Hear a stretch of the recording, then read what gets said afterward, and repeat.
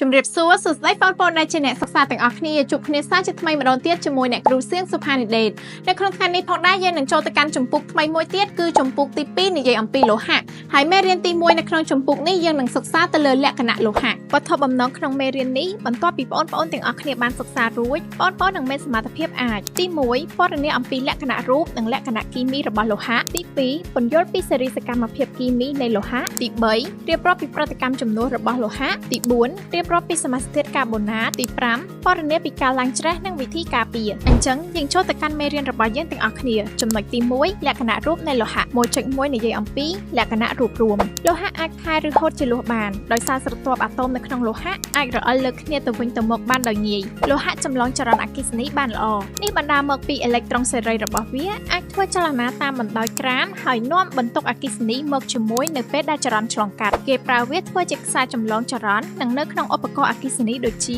អំពូលអគ្គិសនីទូរទស្សន៍កង្ហារម៉ាស៊ីនកាត់លេខលោហៈមានចំណុចរំលាយនិងរំពុះខ្ពស់នេះបណ្ដាលមកពីលោហៈត្រូវការថាមពលយ៉ាងច្រើនដើម្បីបំបែកសម្ព័ន្ធដ៏រឹងមាំរបស់វាសម្គាល់លោហៈទាំងអស់បង្កើតជាអ៊ីយ៉ុងវិជ្ជមានជានិច្ចលោហៈនិងអលោហៈមានលក្ខណៈសម្គាល់ខុសគ្នាចំពោះលោហៈ1មានផ្លេកលោហៈ2ចម្លងអគ្គិសនីនិងកម្ដៅបានល្អ3ដង់ស៊ីតេធំ4ផែឬហូតជាលោះបាន5សីតុណ្ហភាពរលាយនិងរំពុះខ្ពស់ចំណែកអលោហៈវិញ1ស្រអាប់2ចម្លងអគ្គិសនីនិងកម្ដៅអន់3ដង់ស៊ីតេតូច4ស្រួយនិងងាយបាក់បែក5សីតុណ្ហភាពរលាយនិងរំពុះទាបចូលទៅចំណុច1.2សមលោហៈសមលោហៈគឺជាល្បាយនៃលោហៈ2ឬច្រើនសមចូលគ្នាសមលោហៈរឹងមាំជាងលោហៈសុទ្ធដោយសារលោហៈសុទ្ធមានលក្ខណៈទន់ព្រោះស្រទាប់អាតូមរបស់វាអាចរអិលលើគ្នាយ៉ាងងាយចំណែកសមលោហៈវិញមានអាតូមនៃលោហៈផ្សេងគ្នាដែលមានទំហំខុសគ្នាធ្វើឲ្យស្រទាប់អាតូមរបស់វាតម្រៀបគ្នាគ្មានសណ្ដាប់ធ្នាប់ជាហេតុធ្វើឲ្យវារឹងខ្លាំងហើយមិនអាចរអិលលើគ្នាបានងាយនេះគឺជាតារាងអំពីសមលោហៈមួយចំនួននិងសមាសធាតុផ្សំសមលោហៈដែកថែបក្រូមនីកែលមានសមាសធាតុផ្សំដូចជាដែក 70% ក្រូម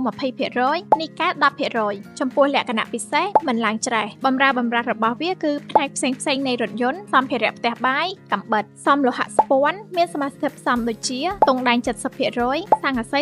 30% ចំពោះលក្ខណៈពិសេសរឹងជាងទង់ដែងសុទ្ធមិនរឹងកំណត់បម្រើរបស់វាគឺឧបករណ៍តន្ត្រីសមលោហៈសំរិទ្ធមានសមាសធាតុផ្សំដូចជាទង់ដែង 90% សំណប៉ាហាំង 10% ចំពោះលក្ខណៈពិសេសរឹងជាងស្ពាន់មិនរឹងកំណត់មានសំឡេងស្រួយបម្រើរបស់វាគឺរូបចម្លាក់កណ្ដឹងគ្រឿងលម្អមេដាយបន្ទាប់មកនេះចូលទៅចំណុចថ្មីមួយទៀតគឺចំណុចទី2លក្ខណៈគីមីនៃលោហៈ 2.1 អំពើលើទឹកលោហៈខ្លះគ្មានប្រតិកម្មជាមួយទឹកទេខ្លះទៀតមានប្រតិកម្មខ្សោយចំណែកខ្លះទៀតមានប្រតិកម្មយ៉ាងខ្លាំងក្លាឧទាហរណ៍ទី1សូយ៉ូមមានប្រតិកម្មយ៉ាងខ្លាំងក្លាក្នុងទឹកត្រជាក់ពេលខ្លះមានបន្ទុះទៀតផងហើយឲ្យផលជាសូយ៉ូមអ៊ីដ្រុកស៊ីតនិងឧស្ម័នអ៊ីដ្រូសែនឧទាហរណ៍ទី2ម៉ាញ៉េស្យូមស្ទើរតែគ្មានប្រតិកម្មជាមួយទឹកម៉ាញ៉េស្យូមដុតកម្ដៅមានប្រតិកម្មជាមួយចំហាយទឹកឲ្យផលជាម៉ាញ៉េស្យូមអុកស៊ីតនិងឧស្ម័នអ៊ីដ្រូសែនឧទាហរណ៍ទី3ស័ង្កសីគ្មានប្រតិកម្មជាមួយទឹកទេស័ង្កសីដុតកម្ដៅមានប្រតិកម្មជាមួយចំហាយទឹកឲ្យផលជាស័ង្កសីអុកស៊ីតនិងឧស្ម័នអ៊ីដ្រូសែនតែប្រតិកម្មនេះខ្សោយជាងប្រតិកម្មជាមួយម៉ាញ៉េស្យូមបងប្អូនប្រហែលជាឆ្ងល់ពេលដែលអ្នកគ្រូនិយាយថាម៉ាញ៉េស្យូមនិងស័ង្កសីគ្មានប្រតិកម្មជាមួយទឹកទេតែបើជាមានប្រតិកម្មជាមួយចំហាយទឹកបងប្អូនត្រូវដឹងថា